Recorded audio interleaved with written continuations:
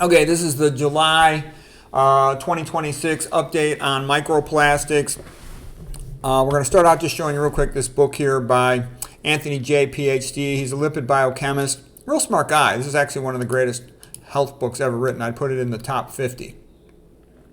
Very smart, very funny, very clever. Okay, he's kind of young. I'd probably place him in his early 40s. And what I mean by that is usually men don't know anything about nutrition until they're over 50. So I don't think he knows that much about nutrition, but he's fantastic on estrogenic chemicals and their biochemistry, and I strongly recommend this book. It's great. He has a YouTube channel. I think it's called Dr. Anthony J, and it's very good. Okay, here is Anthony J being interviewed, and some interesting things he talks about. You know, the importance of wearing natural fibers for clothing, like cotton and wool. They're a little more expensive, but they're better. Polyester really is an abbreviation of polyester terephthalate, so it's got a phthalate in it. It's got plastic, and some of that is transdermally absorbed. He mentions that we sweat out more estrogenics than we urinate out, so it's a good idea to exercise to help sweat out some of these plastics and these estrogenics. Average fat cell lives about 10 years. Personal care products often have lots of estrogenics. For example, aluminum is a metalloestrogen, and that's routinely in deodorants. And then you get in the upper outer quadrant, and some people shave their armpits first, which increases transdermal absorption. The upper outer quadrant has lymphatics shared with the upper outer quadrant of the breast, and that's thought to be one of the main causes of increased breast cancer since the 1920s. It used to be 25% of breast cancer, now it's like over 50% of breast cancer, about 60% of breast cancer. Parabens are estrogenic. They're another estrogenic preservative. They make good preservatives because the aromatic ring of the A ring of a cholesterol backbone in estrogen is highly stable because it has 3 double bonds and a benzene that resonate, meaning that they can move around the electrons, so it has shelf life 4 or 5 years, doesn't spoil. And then there's a hydroxyl group coming off it that makes it very estrogenic. Okay. Let's see, what else does he say? He says we should try to optimize our hormone levels, in particular our testosterone level for men, and not just be satisfied with being in the bottom of the normal range. And you want to avoid anything scented. Avoid sunscreens. Minimize your use of personal care products, including shampoos, conditioners, deodorants, lotions, colognes, perfumes. All that stuff is bad. Okay? It's all estrogenic. Okay, here's something nice. When you sweat, not only do you sweat out estrogenic chemicals, you also sweat out heavy metals, including arsenic, cadmium, lead, and mercury. So your sweat glands are like little tiny kidneys. They sweat out a lot of bad stuff, so it's really good to sweat. I like being hot. I like sweating. Okay. You know, my ex-wife and my girlfriend, they always want the air conditioner on. I hate the air conditioner. I almost never use it. And then they tease me, oh, that's because you're half Puerto Rican. No, I like being warm. My brain works faster. My immune system works better. Everything works good. I don't want to be frankly overtly sweating, but I like being warm. I think we perform better when we're warm. You know, you warm up before you exercise. You make yourself stronger. Okay, analyzing toxicological effects of polyethylene terephthalate microplastics. Okay, the point is they're harmful to fertility. They lower fertility. We're going to come back to that in just a moment. Increased microplastic exposure is associated with obesity. There's nothing good about them.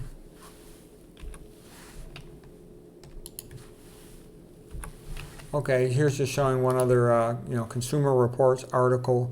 All the problems with microplastic.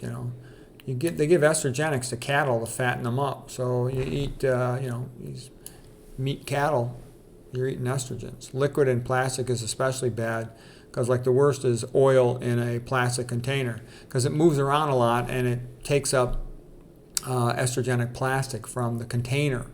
So that's the worst. And bottled water is also bad. The liquid's sloshing around in the plastic. With a solid food, it doesn't move that much, so it doesn't rub that much plastic off. You never want to heat food in plastic because then it gets more plastic into the food. The worst is those black plastics, like from a lot of fast food places, because that comes from recycled electronic plastic, and it's got toxic flame retardants in it. And recycling of plastics is kind of a joke. Nobody takes it seriously because they can't make a real profit with it. So why, poison yourself with that crap? There's no reason to do so. Okay, this guy had a couple good points. I'm going to get to a movie in just one sec. The movie Plastic Detox, which is actually a pretty good movie. This guy is Dr. Brad Stanfield, and he made some good points. He talks about, we know for sure BPA and phthalates get into the food, they get into our blood, get into our urine, but he also made a point, don't use any nonstick cookware or that nonstick dental floss because it's got PFAS on it, which is also estrogenic, associated with infertility, increased risk of cancer, endocrine disruption. Okay, but the point he made some criticisms of the plastic research. He said, look, they sometimes have contamination of the specimen by the plastic material or plastic-like material from the examiner's gloves, the researcher's gloves, and that can throw off the data. Some brain fat can throw off the data with some of the early methods for measuring plastics, but they're getting better at it now, okay? And it is a real problem. This guy, too, is sort of, he's a smart guy, nutrition made simple, but I think he, in my opinion, kind of exaggerates the corporate point of view. I think I heard him saying omega-6 oils were okay. I completely disagree with that. And he was sort of downplaying why I'm not worried about microplastics. And I think he should be worried about microplastics. I think he's underestimating the risk. And he did make the point, like Stanfield had said, that some of it, the high numbers in some studies were bogus because they were related to glove contamination. And that's true. And some of the times the high numbers were related to measurement error. True too. But people still have this stuff in their urine, in their blood, in their brain, in their colon with colon cancer. So it's a problem. You can't just say it's all a big nothing. Now, this lady's movie, I think, was good. So her name is Dr. Shana Swan, and she wrote this book here, Countdown, about how fertility is dropping sperm counts, and decreased fertility in men and women. And I actually thought her book was kind of lame. I didn't like her book that much. I thought it was wimpy. It's nothing compared to Anthony Jay's book, okay? However, she made this movie right here called Plastic Detox, and I think she did a very good job with the movie. The movie is much better than the book, okay? And she pointed out some interesting things. She said, first of all, phthalates are ubiquitous in personal care products for a couple of reasons. Number one, they increase transdermal absorption from your skin into your blood. They hold on to a scent, a smell, so the corporations want them in there. They hold on to color, so the corporations want it in there. And if the corporations want it, they're going to do it, and they do. She mentions the fact that microplastics are found in the placentas of babies and the breast milk of babies. They get into the babies, they feminize the male babies, shortening the anal-genital distance, that they're associated with lowered sperm counts in men, and some men complain they think that they're related to decreased sleep and more brain fog. Estrogen exposures in girls are associated with having their periods at a younger age, their first menstruation, and that's associated with having an increased risk of breast cancer. Black women in particular have their periods at an even younger age, and they have a higher risk of fatal breast cancer and also a higher risk of uterine fibroids. Here's the movie, The Plastic Detox, which you can watch on Netflix if you want. And here is Shana Woods. She's really the star of the movie. She's totally leads the movie, if you will. And then what they did was they met with a couple of couples. And here's what was a little funny about it. So here's this guy and his wife, been trying for years, can't have a baby. And there was a bunch of these couples.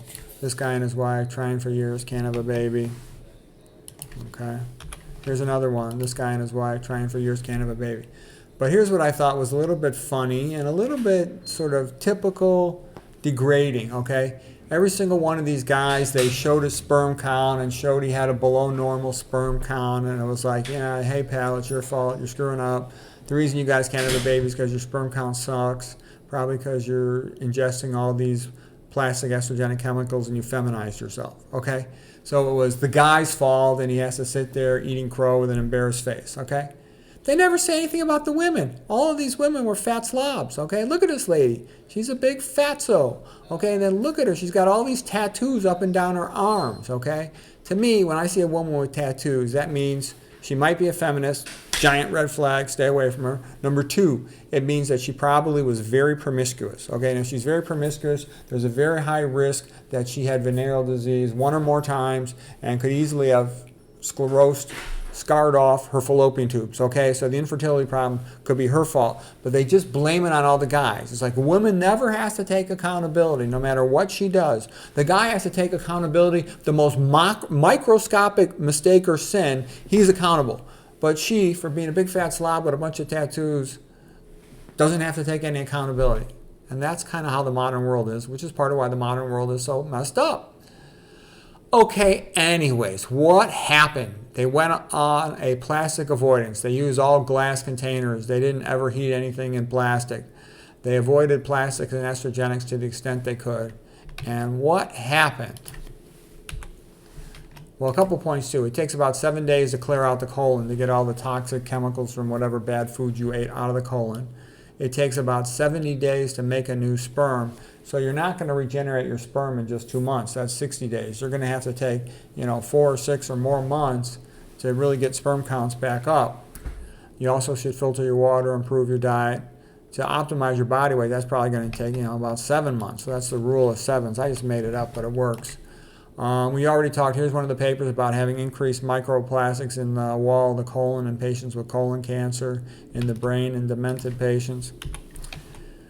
Feminizing male babies by shortening the anal genital distance, okay? It's also feminizing young men, a lot of them, walking around wearing bracelets, acting like women, wearing earrings and stuff. Guys didn't do that when I was young. Okay, and then the good news is at the end of the movie, they repeated the men's sperm counts. Initially, after just a short amount of time, the sperm counts didn't go up. But after more and more months and months, sperm counts went back up, and then most of the couples were able to have a baby, so it was a real happy ending to the movie. I thought it was very good. So anyways, that's update. I think that's the last slide. Update for July 2026 on microplastics and estrogenic chemicals. Hope you found that helpful.